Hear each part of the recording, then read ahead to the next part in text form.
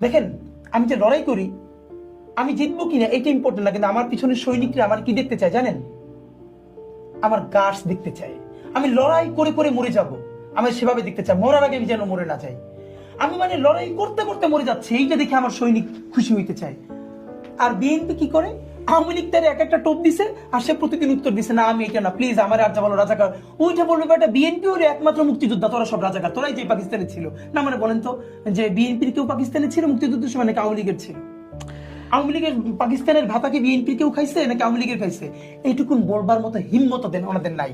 যে কারণে হয়েছে কি, বিএনপি এখন যদি এই ইন্ডিয়ার সাথে সার্বভৌমত্বের সম্পর্কে একটু ছোট করে দিয়ে, যে আমরা 5 বছর থাকবো, ডিস্টার্ব করেন না, এইভাবে আসে, আপনার কি মনে হয় ভারতের ভালো বন্ধুকে? বিএনপি আর আওয়ামী লীগ দুইটা অপশন, এইতে বিএনপি কোনোদিন আওয়ামী লীগের থেকে বেশি নাম্বার পাবে ভারতের কাছে?